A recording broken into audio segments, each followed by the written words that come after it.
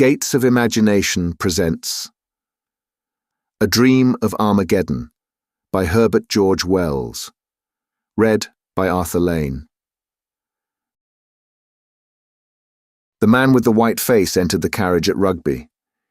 He moved slowly in spite of the urgency of his porter, and even while he was still on the platform I noted how ill he seemed. He dropped into the corner over against me with a sigh, made an incomplete attempt to arrange his travelling shawl, and became motionless, with his eyes staring vacantly. Presently, he was moved by a sense of my observation, looked up at me, and put out a spiritless hand for his newspaper. Then he glanced again in my direction. I feigned to read. I feared I had unwittingly embarrassed him, and in a moment I was surprised to find him speaking. "I beg your pardon," said I. "That book," he repeated, pointing a lean finger, "is about dreams." "Obviously," I answered, for it was Fortnum Roscoe's Dream States, and the title was on the cover. He hung silent for a space, as if he sought words. "Yes," he said at last, "but they tell you nothing." I did not catch his meaning for a second. "They don't know," he added. I looked a little more attentively at his face. "There are dreams," he said, "and dreams. That sort of proposition I never dispute. I suppose," he hesitated. "Do you ever dream? I mean vividly." "I dream very little," I answered. "I doubt if I have 3 vivid dreams in a year." "Ah," he said, and seemed for a moment to collect his thoughts. "Your dreams don't mix with your memories?" he asked abruptly. "You don't find yourself in doubt? Did this happen or did it not?" "Hardly ever, except just for a momentary hesitation now and then. I suppose few people do." "Does he say—" He indicated the book. "Says it happens at times and gives the usual explanation about intensity of impression and the like, to account for its not happening as a rule. I suppose you know something of these theories?" "Very little, except that they are wrong." His emaciated hand played with the strap of the window for a time. I prepared to resume reading, and that seemed to precipitate his next remark. He leant forward, almost as though he would touch me. "Isn't there something called consecutive dreaming that goes on night after night?" "I believe there is. There are cases given in most books on mental trouble." "Mental trouble? Yes, I dare say there are. It's the right place for them. But what I mean—" He looked at his bony knuckles. "Is that sort of thing always dreaming? Is it dreaming? Or is it something else? Mightn't it be something else?" I should have snubbed his persistent conversation but for the drawn anxiety of his face.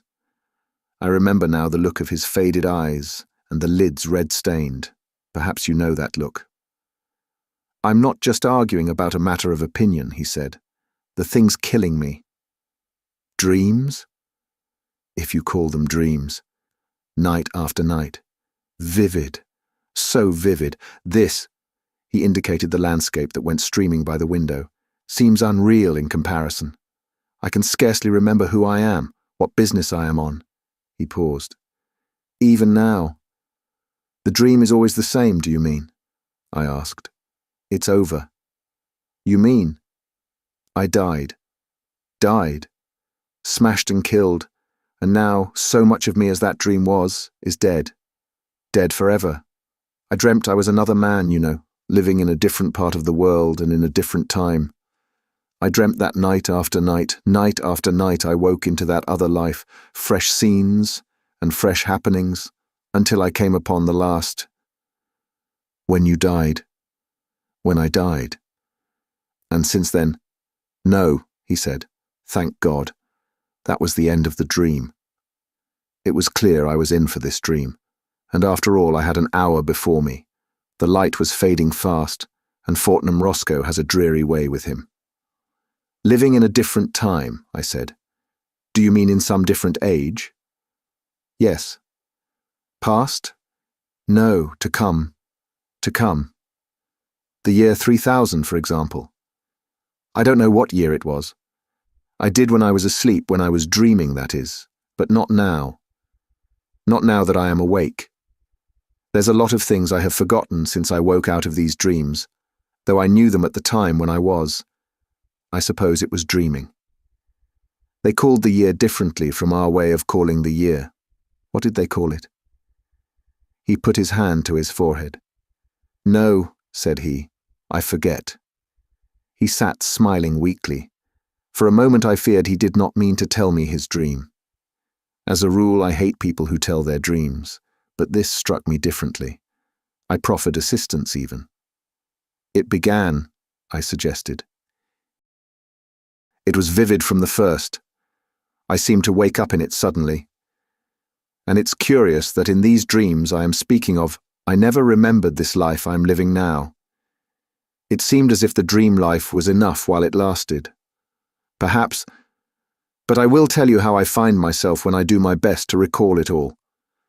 I don't remember anything dearly until I found myself sitting in a sort of loggia looking out over the sea. I had been dozing, and suddenly I woke up, fresh and vivid, not a bit dreamlike, because the girl had stopped fanning me. The girl? Yes, the girl. You must not interrupt or you will put me out. He stopped abruptly. You won't think I'm mad, he said. No, I answered. You've been dreaming. Tell me your dream. I woke up, I say, because the girl had stopped fanning me. I was not surprised to find myself there or anything of that sort, you understand. I did not feel I had fallen into it suddenly. I simply took it up at that point. Whatever memory I had of this life, this 19th century life, faded as I woke, vanished like a dream. I knew all about myself, knew that my name was no longer Cooper, but Hedon, and all about my position in the world. I've forgotten a lot since I woke. There's a want of connection, but it was all quite clear and matter-of-fact then. He hesitated again, gripping the window strap, putting his face forward and looking up at me appealingly. This seems bosh to you? No, no, I cried. Go on, tell me what this loggia was like. It was not really a loggia. I don't know what to call it. It faced south. It was small. It was all in shadow except the semicircle above the balcony that showed the sky and sea and the corner where the girl stood. I was on a couch. It was a metal couch with light striped cushions, and the girl was leaning over the balcony with her back to me. The light of the sunrise fell on her ear and cheek, her pretty white neck and the little curls that nestled there, and her white shoulder were in the sun, and all the grace of her body was in the cool blue shadow. She was dressed. How can I describe it? It was easy and flowing, and altogether there she stood, so that it came to me how beautiful and desirable she was, as though I had never seen her before. And when at last I sighed and raised myself upon my arm, she turned her face to me. He stopped. I have lived 53 years in this world. I have had mother, sisters, friends, wife and daughters, all their faces, the play of their faces I know. But the face of this girl, it is much more real to me. I can bring it back into memory so that I see it again. I could draw it or paint it. And after all, he stopped, but I said nothing. The face of a dream, the face of a dream. She was beautiful. Not that beauty which is terrible, cold and worshipful, like the beauty of a saint, nor that beauty that stirs fierce passions, but a sort of radiation, sweet lips that softened into smiles, and grave grey eyes. And she moved gracefully. She seemed to have part with all pleasant and gracious things. He stopped, and his face was downcast and hidden. Then he looked up at me and went on, making no further attempt to disguise his absolute belief in the reality of his story. You see, I had thrown up my plans and ambitions, thrown up all I had ever worked for or desired for her sake. I had been a master man away there in the north, with influence and property and a great reputation, but none of it had seemed worth having beside her. I had come to the place, this city of sunny pleasures, with her, and left all those things to wreck and ruin, just to save a remnant, at least, of my life. While I had been in love with her before I knew that she had any care for me, before I had imagined that she would dare, that we should dare. All my life had seemed vain and hollow. Dust and ashes. It was dust and ashes. Night after night, and through the long days I had longed and desired, my soul had beaten against the thing forbidden. But it is impossible for one man to tell another just these things. It's emotion. It's a tint, a light that comes and goes. Only while it's there, everything changes, everything. The thing is, I came away and left them in their crisis to do what they could. Left whom? I asked, puzzled. The people up in the north there. You see, in this dream anyhow, I had been a big man, the sort of man men come to trust in, to group themselves about. Millions of men who had never seen me were ready to do things and risk things because of their confidence in me. I had been playing that game for years, that big laborious game, that vague, monstrous political game amidst intrigues and betrayals, speech and agitation. It was a vast, weltering world, and at last I had a sort of leadership against the gang. You know it was called the gang. A sort of compromise of scoundrelly projects and base ambitions and vast public emotional stupidities and catchwords. The gang that kept the world noisy and blind year by year, and all the while that it was drifting towards infinite disaster. But I can't expect you to understand the shades and complications of the year something or other ahead. I had it all, down to the smallest details, in my dream.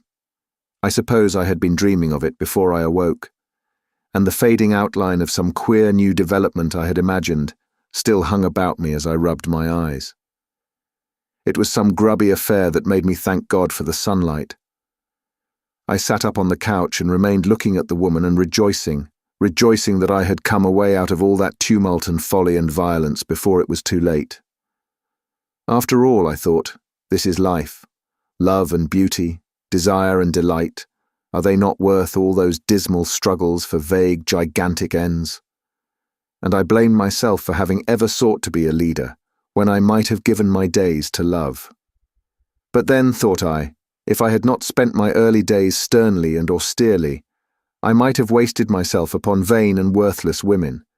And at the thought all my being went out in love and tenderness to my dear mistress, my dear lady, who had come at last and compelled me by her invincible charm for me, to lay that life aside. You are worth it, I said, speaking without intending her to hear. You are worth it, my dearest one, worth pride and praise and all things. Love, to have you, is worth them all together. And at the murmur of my voice, she turned about. Come and see, she cried. I can hear her now. Come and see the sunrise upon Monte Solaro. I remember how I sprang to my feet and joined her at the balcony. She put a white hand upon my shoulder and pointed towards great masses of limestone, flushing, as it were, into life. I looked, but first I noted the sunlight on her face, caressing the lines of her cheeks and neck. How can I describe to you the scene we had before us? We were at Capri. I have been there, I said. I have clambered up Monte Solaro and drunk Vero Capri, muddy stuff like cider, at the summit. Ah, said the man with the white face. Then perhaps you can tell me. You will know if this was indeed Capri. For in this life I have never been there. Let me describe it. We were in a little room, one of a vast multitude of little rooms, very cool and sunny, hollowed out of the limestone of a sort of cape, very high above the sea.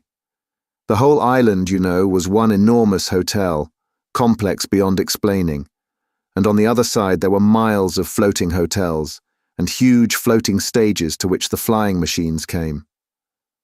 They called it a pleasure city. Of course, there was none of that in your time.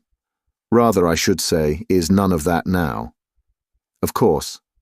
Now, yes. Well, this room of ours was at the extremity of the cape, so that one could see east and west. Eastward was a great cliff, 1,000 feet high perhaps, coldly grey except for one bright edge of gold, and beyond it the Isle of the Sirens, and a falling coast that faded and passed into the hot sunrise, and when one turned to the west, distinct and near, was a little bay, a little beach still in shadow. And out of that shadow rose Solaro, straight and tall, flushed and golden-crested, like a beauty throned, and the white moon was floating behind her in the sky. And before us, from east to west, stretched the many-tinted sea, all dotted with little sailing boats. To the eastward, of course, these little boats were grey and very minute and clear, but to the westward they were little boats of gold, shining gold, almost like little flames, and just below us was a rock, with an arch worn through it. The blue seawater broke to green and foam all round the rock, and a galley came gliding out of the arch. "I know that rock," I said. "I was nearly drowned there. It is called the Faraglioni." "Faraglioni? Yes, she called it that," answered the man with the white face. "There was some story, but that—" He put his hand to his forehead again. "No," he said, "I forget that story." Well, that is the first thing I remember, the first dream I had, that little shaded room, and the beautiful air and sky, and that dear lady of mine, with her shining arms and her graceful robe, and how we sat and talked in half whispers to one another. We talked in whispers not because there was anyone to hear, but because there was still such a freshness of mind between us that our thoughts were a little frightened, I think, to find themselves at last in words. And so they went softly. Presently we were hungry, and we went from our apartment, going by a strange passage with a moving floor, until we came to the great breakfast room. There was a fountain and music. A pleasant and joyful place it was, with its sunlight and splashing, and the murmur of plucked strings. And we sat and ate and smiled at one another, and I would not heed a man who was watching me from a table nearby. And afterwards we went on to the dancing hall, but I cannot describe that hall. The place was enormous, larger than any building you have ever seen, and in one place there was the old gate of Capri, caught into the wall of a gallery high overhead. Light girders, stems and threads of gold burst from the pillars like fountains, streamed like an aurora across the roof and interlaced, like conjuring tricks. All about the great circle for the dancers there were beautiful figures, strange dragons, and intricate and wonderful grotesques bearing lights. The place was inundated with artificial light that shamed the newborn day. And as we went through the throng, the people turned about and looked at us, for all through the world my name and face were known, and how I had suddenly thrown up pride and struggle to come to this place. And they looked also at the lady beside me, though half the story of how at last she had come to me was unknown or mistold. And few of the men who were there I know, but judged me a happy man, in spite of all the shame and dishonour that had come upon my name. The air was full of music, full of harmonious scents, full of the rhythm of beautiful motions. Thousands of beautiful people swarmed about the hall, crowded the galleries, sat in a myriad recesses. They were dressed in splendid colours and crowned with flowers. Thousands danced about the great circle beneath the white images of the ancient gods, and glorious processions of youths and maidens came and went. We too danced, not the dreary monotonies of your days, of this time, I mean, but dances that were beautiful, intoxicating. And even now I can see my lady dancing joyously. She danced, you know, with a serious face. She danced with a serious dignity, and yet she was smiling at me and caressing me, smiling and caressing with her eyes. The music was different, he murmured.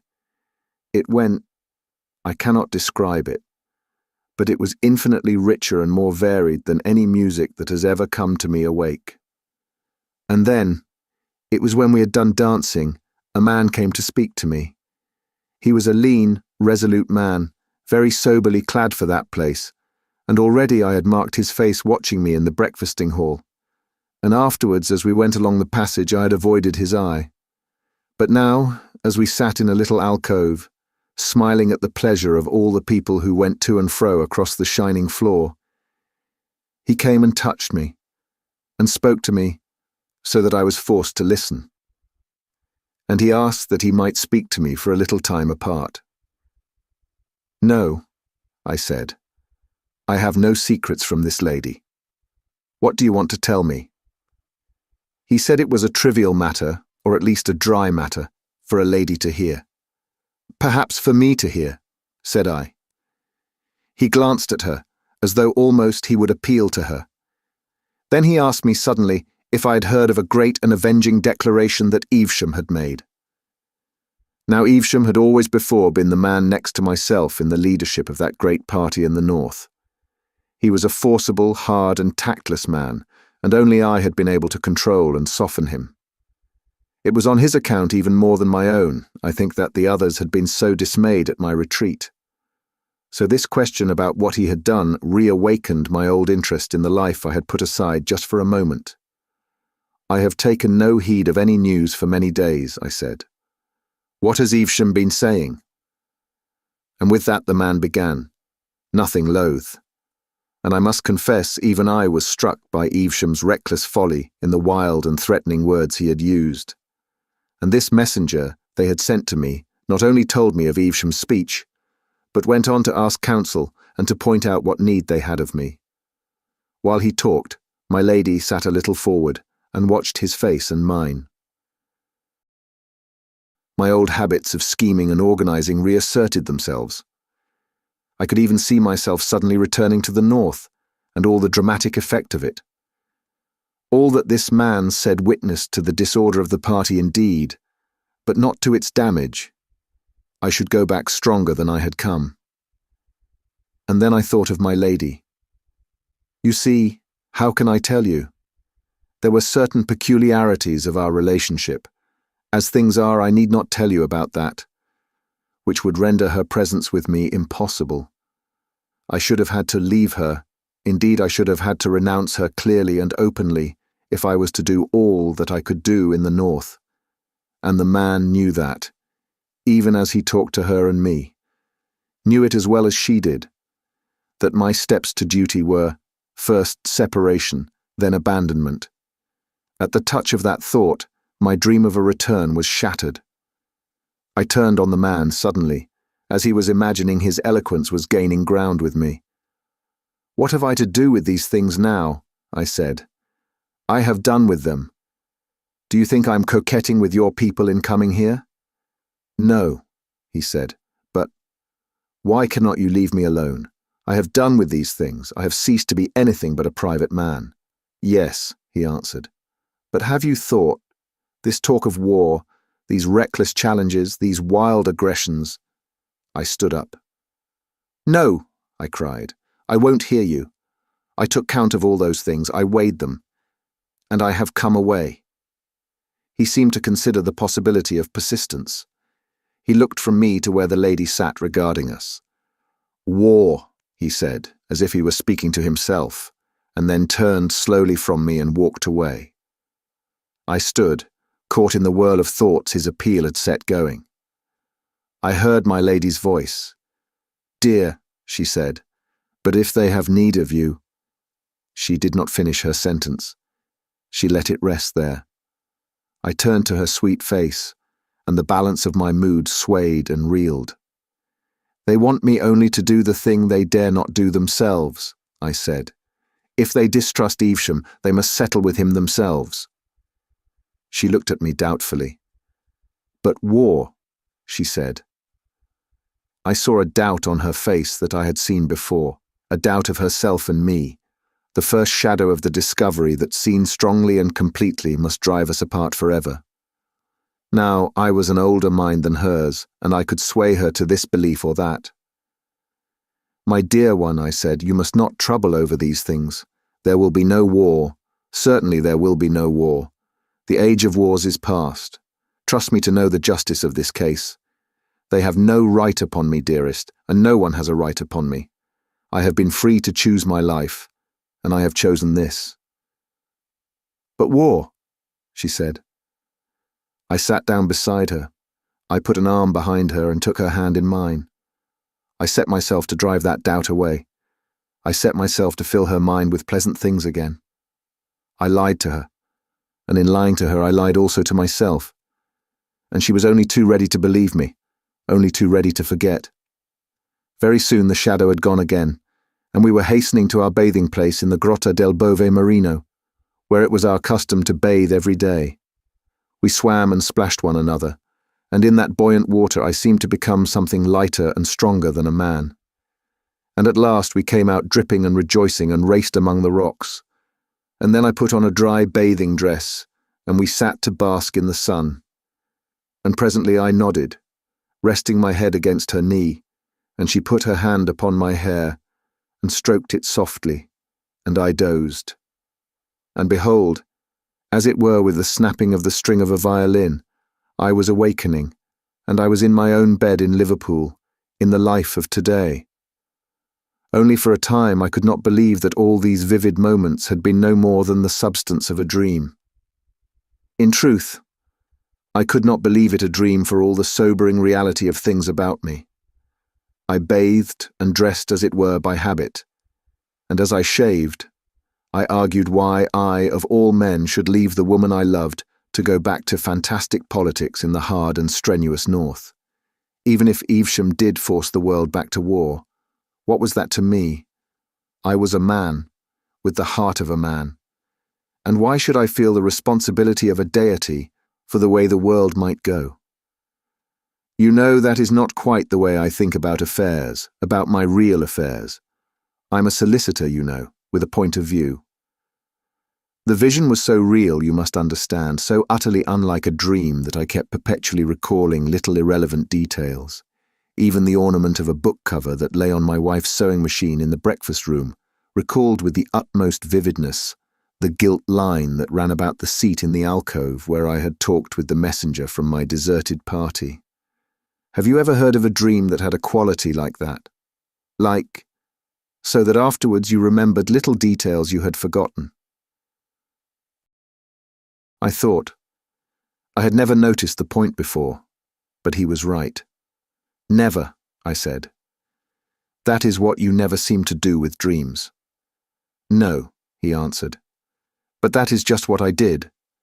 I am a solicitor, you must understand, in Liverpool, and I could not help wondering what the clients and business people I found myself talking to in my office would think if I told them suddenly I was in love with a girl who would be born a couple of 100 years or so hence, and worried about the politics of my great-great-great-grandchildren. I was chiefly busy that day negotiating a 99-year building lease. It was a private builder in a hurry, and we wanted to tie him in every possible way. I had an interview with him, and he showed a certain want of temper that sent me to bed still irritated. That night I had no dream, nor did I dream the next night, at least to remember. Something of that intense reality of conviction vanished. I began to feel sure it was a dream, and then it came again. When the dream came again, nearly 4 days later, it was very different. I think it certain that 4 days had also elapsed in the dream. Many things had happened in the north, and the shadow of them was back again between us, and this time it was not so easily dispelled. I began, I know, with moody musings. Why, in spite of all, should I go back for all the rest of my days to toil and stress, insults and perpetual dissatisfaction, simply to save hundreds of millions of common people whom I did not love, whom too often I could do no other than despise, from the stress and anguish of war and infinite misrule. And after all I might fail. They all sought their own narrow ends, and why should not I? Why should not I also live as a man? And out of such thoughts her voice summoned me, and I lifted my eyes. I found myself awake and walking. We had come out above the pleasure city. We were near the summit of Monte Solaro and looking towards the bay. It was the late afternoon and very clear. Far away to the left, Ischia hung in a golden haze between sea and sky, and Naples was coldly white against the hills, and before us was Vesuvius, with a tall and slender streamer feathering at last towards the south, and the ruins of Torre Annunziata and Castellammare glittering and near. I interrupted suddenly. You have been to Capri, of course. Only in this dream, he said. Only in this dream. All across the bay beyond Sorrento were the floating palaces of the pleasure city moored and chained. And northward were the broad floating stages that received the aeroplanes. Aeroplanes fell out of the sky every afternoon, each bringing its thousands of pleasure seekers from the uttermost parts of the earth to Capri and its delights. All these things, I say, stretched below. But we noticed them only incidentally because of an unusual sight that evening had to show. 5 war aeroplanes that had long slumbered useless in the distant arsenals of the Rhine-mouth were maneuvering now in the eastward sky. Evesham had astonished the world by producing them and others, and sending them to circle here and there. It was the threat material in the great game of bluff he was playing, and it had taken even me by surprise. He was one of those incredibly stupid, energetic people who seem sent by heaven to create disasters. His energy to the first glance seemed so wonderfully like capacity. But he had no imagination, no invention, only a stupid, vast driving force of will, and a mad faith in his stupid idiot luck to pull him through. I remember how we stood out upon the headland watching the squadron circling far away, and how I weighed the full meaning of the sight, seeing clearly the way things must go. And then even it was not too late. I might have gone back, I think, and saved the world. The people of the North would follow me, I knew, granted only that in one thing I respected their moral standards.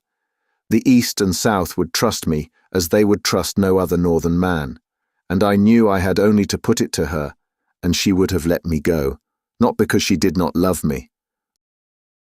Only I did not want to go. My will was all the other way about.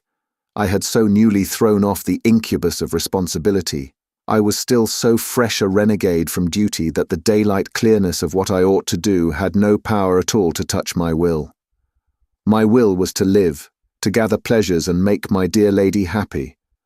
But though this sense of vast neglected duties had no power to draw me, it could make me silent and preoccupied. It robbed the days I had spent of half their brightness, and roused me into dark meditations in the silence of the night. And as I stood and watched Evesham's aeroplanes sweep to and fro, those birds of infinite ill omen, she stood beside me watching me, perceiving the trouble indeed, but not perceiving it clearly, her eyes questioning my face, her expression shaded with perplexity. Her face was grey because the sunset was fading out of the sky.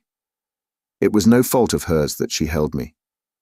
She had asked me to go from her, and again in the night time, and with tears she had asked me to go. At last it was the sense of her that roused me from my mood. I turned upon her suddenly and challenged her to race down the mountain slopes.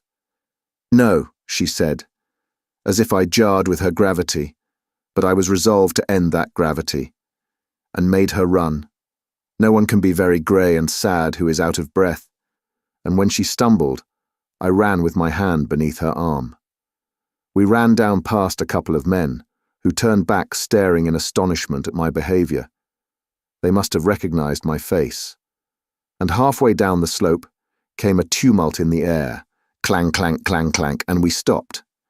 And presently over the hill crest, those war things came flying one behind the other. The man seemed hesitating on the verge of a description. What were they like? I asked. They had never fought, he said. They were just like our ironclads are nowadays. They had never fought. No one knew what they might do, with excited men inside them. Few even cared to speculate. They were great driving things shaped like spearheads without a shaft, with a propeller in the place of the shaft. Steel? Not steel. Aluminium? No, nothing of that sort. An alloy that was very common as brass, for example.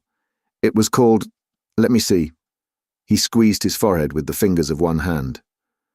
I am forgetting everything, he said. And they carried guns. Little guns, firing high explosive shells. They fired the guns backwards, out of the base of the leaf, so to speak, and rammed with the beak. That was the theory, you know, but they had never been fought. No one could tell exactly what was going to happen, and meanwhile, I suppose it was very fine to go whirling through the air like a flight of young swallows, swift and easy. I guess the captains tried not to think too clearly what the real thing would be like. And these flying war machines, were only one sort of the endless war contrivances that had been invented and had fallen into abeyance during the long peace. There were all sorts of these things that people were routing out and furbishing up, infernal things, silly things, things that had never been tried, big engines, terrible explosives, great guns. You know the silly way of these ingenious sort of men who make these things. They turn them out as beavers build dams, and with no more sense of the rivers they're going to divert and the lands they're going to flood. As we went down the winding stepway to our hotel again, in the twilight, I foresaw it all. I saw how clearly and inevitably things were driving for war in Evesham's silly, violent hands, and I had some inkling of what war was bound to be under these new conditions. And even then, though I knew it was drawing near the limit of my opportunity, I could find no will to go back. He sighed. That was my last chance. We didn't go into the city until the sky was full of stars, so we walked out upon the high terrace to and fro, and she counselled me to go back. My dearest, she said, and her sweet face looked up to me. This is death. This life you lead is death. Go back to them. Go back to your duty. She began to weep, saying between her sobs, and clinging to my arm as she said it, "Go back. Go back." Then suddenly she fell mute, and glancing down at her face, I read in an instant the thing she had thought to do. It was one of those moments when one sees. "No," I said. "No?"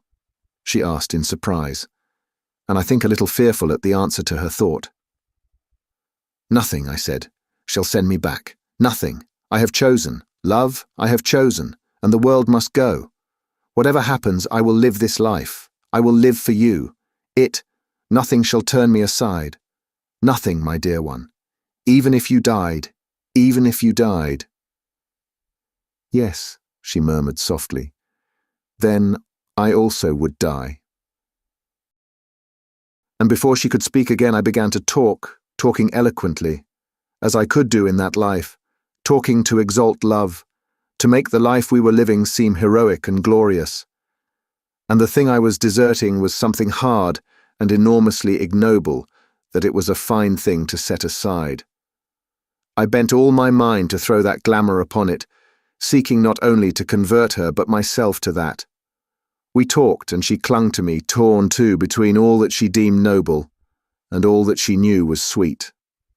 And at last I did make it heroic, made all the thickening disaster of the world only a sort of glorious setting to our unparalleled love, and we two poor foolish souls strutted there at last, clad in that splendid delusion, drunken rather with that glorious delusion, under the still stars. And so my moment passed. It was my last chance. Even as we went to and fro there, the leaders of the South and East were gathering their resolve, and the hot answer that shattered Evesham's bluffing forever took shape and waited. And all over Asia, and the ocean, and the South, the air and the wires were throbbing with their warnings to prepare. Prepare. No one living, knew what war was. No one could imagine, with all these new inventions, what horror war might bring. I believe most people still believed it would be a matter of bright uniforms and shouting charges and triumphs and flags and bands, in a time when half the world drew its food supply from regions 10,000 miles away. The man with the white face paused. I glanced at him, and his face was intent on the floor of the carriage. A little railway station, a string of loaded trucks, a signal box, and the back of a cottage shot by the carriage window, and a bridge passed with a clap of noise, echoing the tumult of the train. After that, he said, I dreamt often. For 3 weeks of nights, that dream was my life. And the worst of it was, there were nights when I could not dream, when I lay tossing on a bed in this accursed life. And there, somewhere lost to me, things were happening, momentous, terrible things. I lived at nights, My days, my waking days, this life I am living now, became a faded, faraway dream, a drab setting, the cover of the book. He thought, I could tell you all, tell you every little thing in the dream, but as to what I did in the daytime, no, I could not tell. I do not remember. My memory has gone. The business of life slips from me. He leaned forward and pressed his hands upon his eyes. For a long time he said nothing. And then, said I, the war burst like a hurricane. He stared before him at unspeakable things. And then, I urged again. One touch of unreality, he said, in the low tone of a man who speaks to himself, and they would have been nightmares. But they were not nightmares. They were not nightmares. No. He was silent for so long that it dawned upon me that there was a danger of losing the rest of the story. But he went on talking again in the same tone of questioning self-communion. What was there to do but flight? I had not thought the war would touch Capri. I had seemed to see Capri as being out of it all, as the contrast to it all. But 2 nights after the whole place was shouting and bawling, every woman almost and every other man wore a badge, Evesham's badge, and there was no music but a jangling war song over and over again, and everywhere men enlisting, and in the dancing halls they were drilling. The whole island was a whirl with rumours. It was said again and again that fighting had begun. I had not expected this. I had seen so little of the life of pleasure that I had failed to reckon with this violence of the amateurs. And as for me, I was out of it. I was like a man who might have prevented the firing of a magazine. The time had gone. I was no one. The vainest stripling with a badge counted for more than I. The crowd jostled us and bawled in our ears. That accursed song deafened us. A woman shrieked at my lady because no badge was on her, and we too went back to our own place again, ruffled and insulted, my lady white and silent, and I aquiver with rage. So furious was I could have quarrelled with her if I could have found one shade of accusation in her eyes. All my magnificence had gone from me. I walked up and down our rock cell, and outside was the darkling sea and a light to the southward that flared and passed and came again. We must get out of this place, I said over and over. I have made my choice, and I will have no hand in these troubles. I will have nothing of this war. We have taken our lives out of all these things. This is no refuge for us. Let us go. And the next day, we were already in flight from the war that covered the world. And all the rest was flight. All the rest was flight. He mused darkly. How much was there of it? He made no answer. How many days? His face was white and drawn, and his hands were clenched. He took no heed of my curiosity. I tried to draw him back to his story with questions. Where did you go? I said. When? When you left Capri. Southwest, he said, and glanced at me for a second. We went in a boat. But I should have thought an aeroplane. They had been seized. I questioned him no more. Presently I thought he was beginning again. He broke out in an argumentative monotone. But why should it be? If indeed this battle, this slaughter and stress is life, why have we this craving for pleasure and beauty? If there is no refuge, if there is no place of peace, and if all our dreams of quiet places are a folly and a snare, why have we such dreams? Surely it was no ignoble craving, no base intentions that had brought us to this. It was love that had isolated us. Love had come to me with her eyes and robed in her beauty, more glorious than all else in life, in the very shape and colour of life, and summoned me away. I had silenced all the voices, I had answered all the questions. I had come to her, and suddenly there was nothing but war and death. I had an inspiration. After all, I said, it could have been only a dream. A dream, he cried, flaming upon me. A dream, when even now... For the first time he became animated. A faint flush crept into his cheek. He raised his open hand and clenched it and dropped it to his knee. He spoke, looking away from me, and for all the rest of the time, he looked away. "We are but phantoms," he said. "And the phantoms of phantoms, desires like cloud shadows and wills of straw that eddy in the wind. The days pass, use and wont, carry us through as a train carries the shadow of its lights. So be it. But one thing is real and certain, one thing is no dream stuff, but eternal and enduring. It is the center of my life, and all other things about it are subordinate or altogether vain.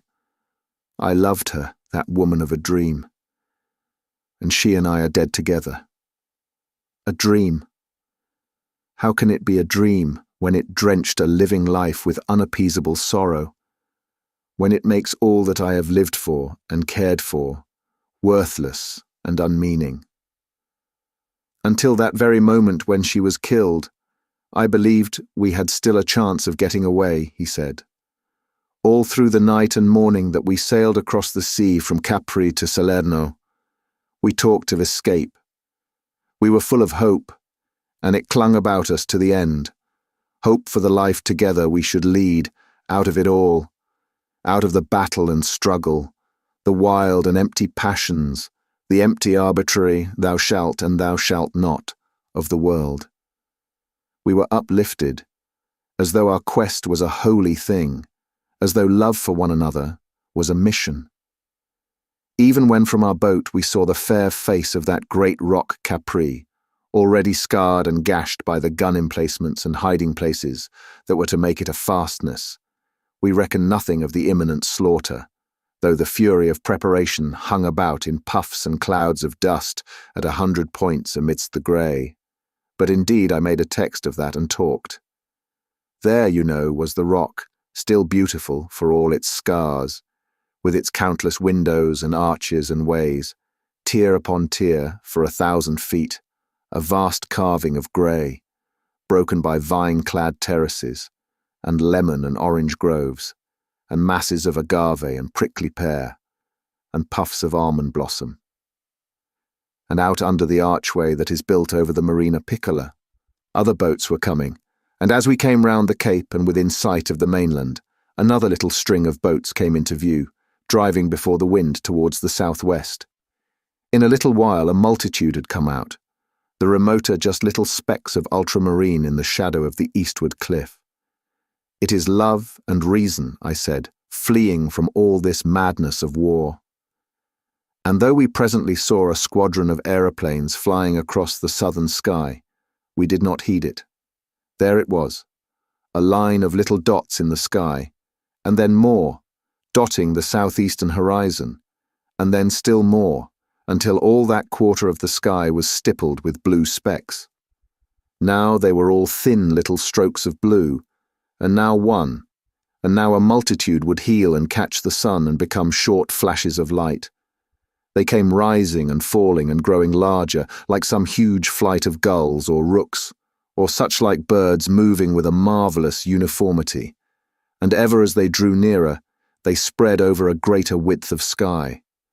The southward wing flung itself in an arrow-headed cloud athwart the sun, and then suddenly they swept round to the eastward and streamed eastward, growing smaller and smaller and clearer again until they vanished from the sky. And after that, we noted to the northward and very high Evesham's fighting machines hanging high over Naples like an evening swarm of gnats. It seemed to have no more to do with us than a flight of birds. Even the mutter of guns far away in the southeast seemed to us to signify nothing. Each day, each dream after that, we were still exalted, still seeking that refuge where we might live and love. Fatigue had come upon us, pain and many distresses. For though we were dusty and stained by our toilsome tramping, and half-starved and with the horror of the dead men we had seen, and the flight of the peasants, for very soon a gust of fighting swept up the peninsula. With these things haunting our minds, it still resulted only in a deepening resolution to escape. Oh, but she was brave and patient. She who had never faced hardship and exposure had courage for herself, and me. We went to and fro seeking an outlet, over a country all commandeered and ransacked by the gathering hosts of war. Always we went on foot. At first there were other fugitives, but we did not mingle with them.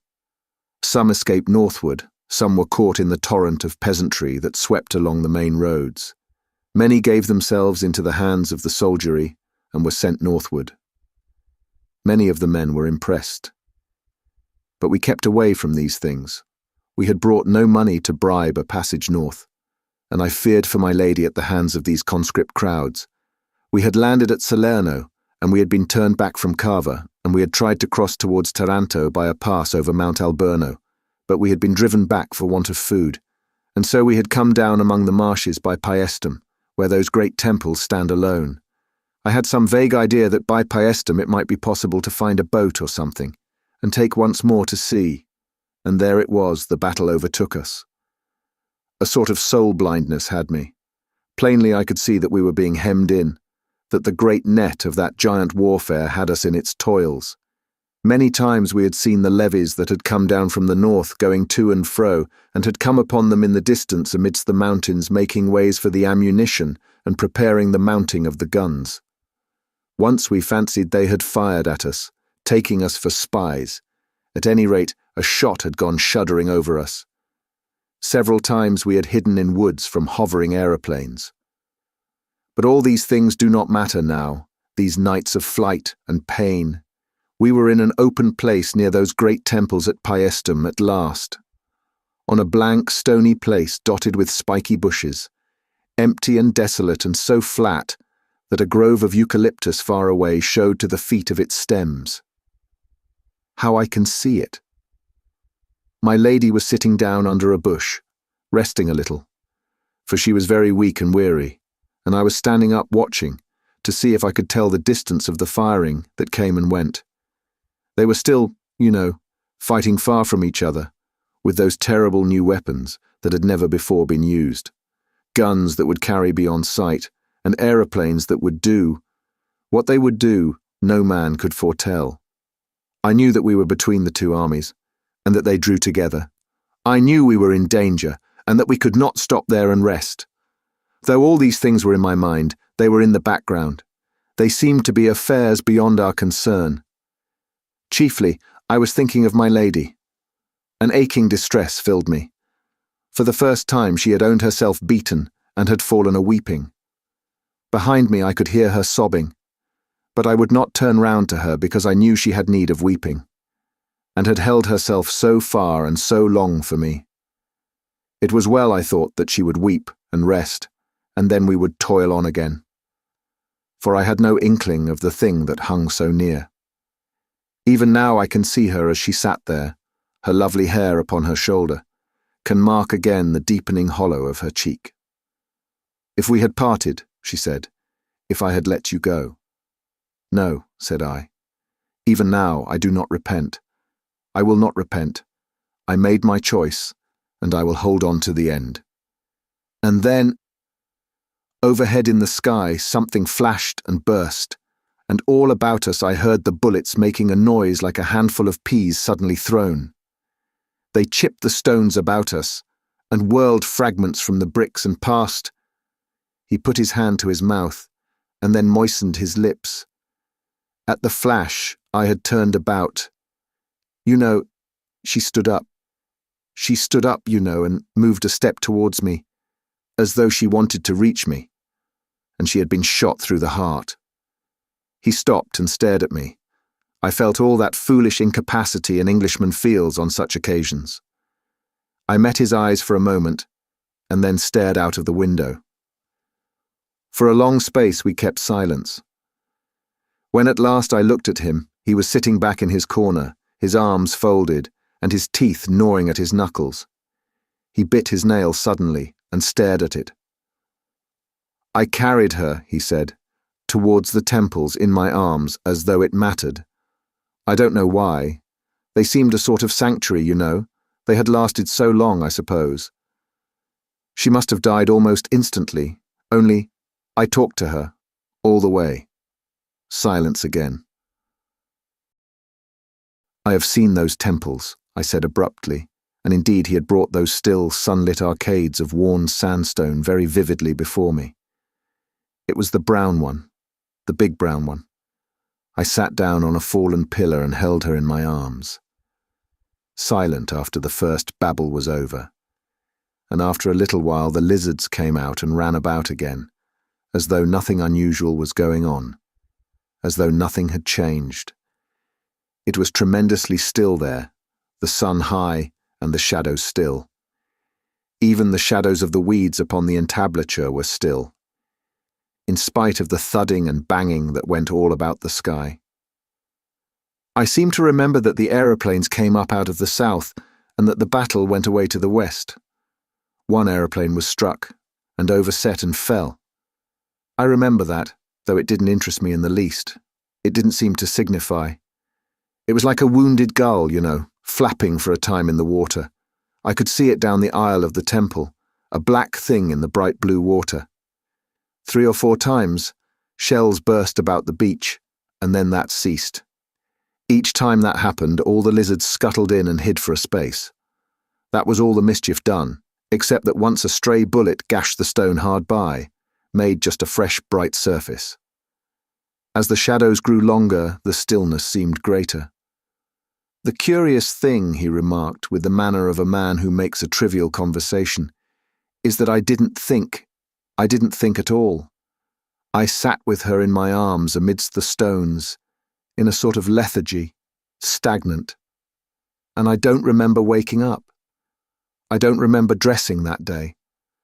I know I found myself in my office, with my letters all slit open in front of me, and how I was struck by the absurdity of being there, seeing that in reality I was sitting, stunned, in that Paestum temple with a dead woman in my arms. I read my letters like a machine. I have forgotten what they were about." He stopped, and there was a long silence. Suddenly I perceived that we were running down the incline from Chalk Farm to Euston. I started at this passing of time. I turned on him with a brutal question with the tone of now or never. "And did you dream again?" "Yes." He seemed to force himself to finish. His voice was very low. "Once more, and as it were only for a few instants. I seemed to have suddenly awakened out of a great apathy, to have risen into a sitting position, and the body lay there on the stones beside me, a gaunt body.